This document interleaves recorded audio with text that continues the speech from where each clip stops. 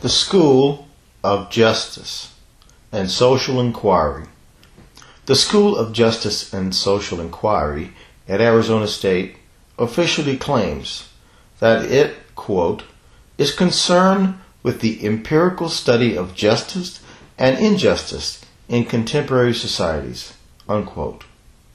But there is no such thing as an, quote, empirical study of justice and injustice, unquote. The question, what is justice, is as old as Plato's Republic and has no consensus answer. Justice to some people is injustice to others. For example, the distribution of income in a market society from a conservative point of view is just, but to liberals and radicals it is unjust. The school's official claim that justice and injustice are matters of empirical study is a subterfuge that allows it to assert a sectarian ideology as if it were fact. Not surprisingly, its required texts are devoted to the exposition of this sectarian ideology, as provided by such polemicists as Howard Zinn, Angela Davis, and Barbara Ehrenreich. Also, the school expresses its ideological agenda, more specifically its left-wing agenda, on its official webpage, which describes the three broad foci of its academic program. 1. Economic justice, particularly the global dimension of changing economic relations. 2. Social justice, law, and policy, focusing on environment, immigration, welfare, crime, and other policies that inspire justice concerns, particularly around race, class, and gender. 3. Cultural transformation and justice, especially the role of the media and new technologies in changing perspectives on justice.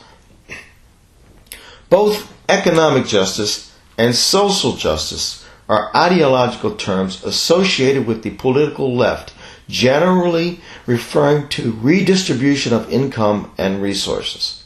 The third focus, cultural transformation, is a left-wing action program using media to advance an agenda of social change. The School of Justice frames other central concepts ideologically as well.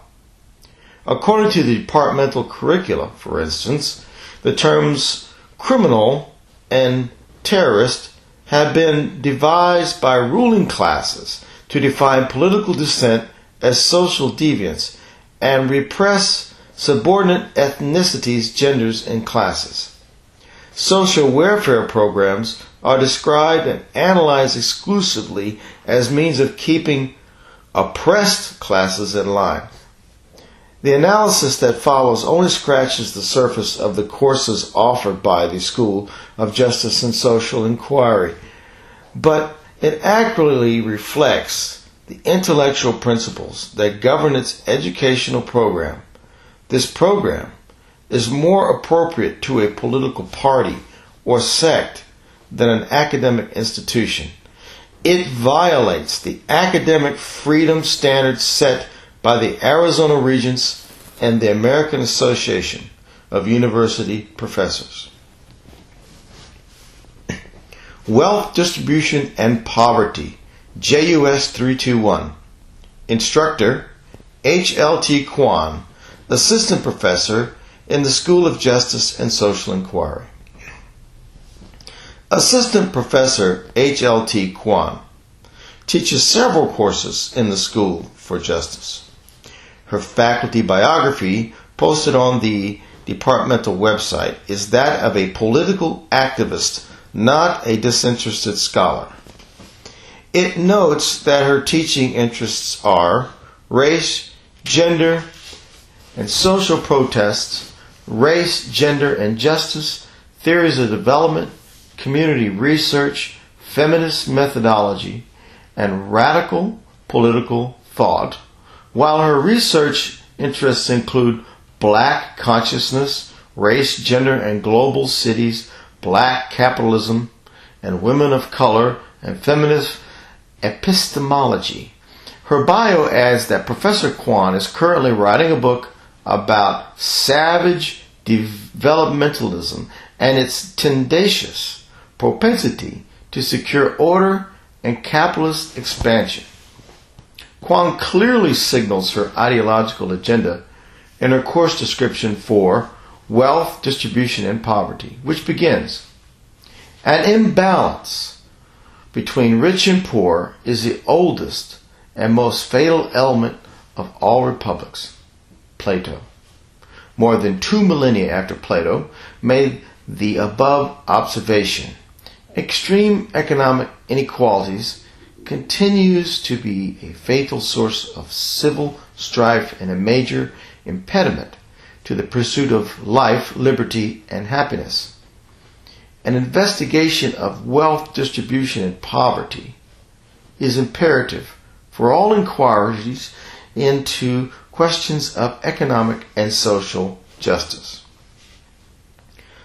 The description goes on to say that this course will provide an introduction to the ways in which race and gender interact with class stratification. Professor Kwan introduces these concepts through 3 required texts, all written from a left-wing and generally a far left-wing point of view.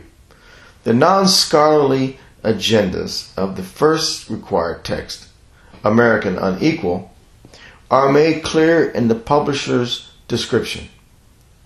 America Unequal demonstrates how powerful economic forces have diminished the prospects of millions of Americans and why a rising tide no longer lifts all boats. America Unequal challenges the view emphasized in the Republican Contract with America that restraining government social spending and cutting welfare should be our top domestic priorities. This isn't an accurate summary of a Republican position, but the general description of the text certainly reflects the political agendas of the authors.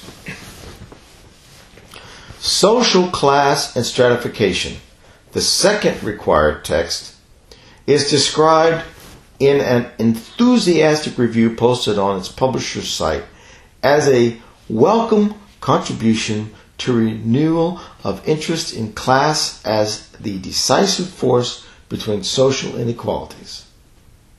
A second reviewer describes the book as politically engaging and notes that its strength is the incorporation of non-class-based inequalities, specifically race and gender. In other words, this is Marxism, updated by the incorporation of modern feminist and left-wing race theories. The third required text, Regulating the Poor, argues that welfare is an instrument of social control of the poor for the benefit of the rich. Co-author Francis Fox Piven is a well-known Marxist who is the architect of a strategy to bankrupt the welfare system by overloading the welfare rolls, thereby creating a social crisis that would pave the way for revolution. Her National Welfare Rights Organization nearly succeeded in this mission in New York until Mayor Rudy Giuliani introduced reform measures that removed the overload from the welfare rolls. Students in Kwan's course are also required to read selections by Cedric Robinson, a proponent of Black Marxism, Howard Zinn, and James and Grace Lee Boggs, all Marxist pamphleteers, Ruth Wilson Gilmore, an activist in Angela Davis's movement against the prison industrial complex, socialist writer Barbara Ehrenreich, and Maoist William Tabb. There seems to be nothing empirical about this course.